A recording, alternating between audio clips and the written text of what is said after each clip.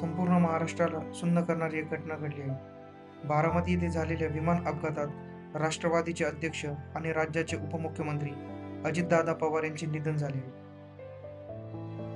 विमान लँड होत असताना झालेल्या या दुर्दैवी अपघातात उपमुख्यमंत्री अजितदादा पवार आणि यांच्यासह 6 जणांचा मृत्यू झाला आहे.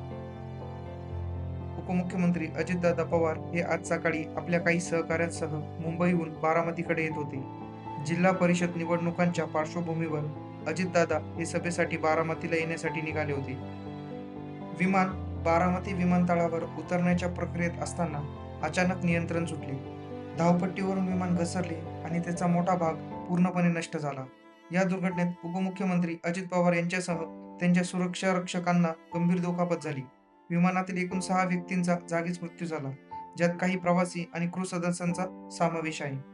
अपघात इतका भयंकर होता की विमानाचे अक्षरशः अवशेष विखुरले गेले होते. उपमुख्यमंत्री अजित पवार यांचे दुर्दैवी निधन झाल्याने महाराष्ट्राच्या राजकारणातच नव्हे तर सामान्य जनतेच्या मनातही प्रचंड शोककळा पसरली. अपघाताचे तपशीलवार तपास सुरू असून लवकरच कारण स्पष्ट होईल अशी अपेक्षा आहे. दरम्यान अजित पवार यांच्या निधनाने एका युगाचा अंत झाल्यासारखे वाटते. त्यांच्या कार्यकर्त्यांसाठी ही मोठी हानी आहे आणि राज्य सरकारला या घटनेची गांभीर्याने दखल घ्यावी लागेल.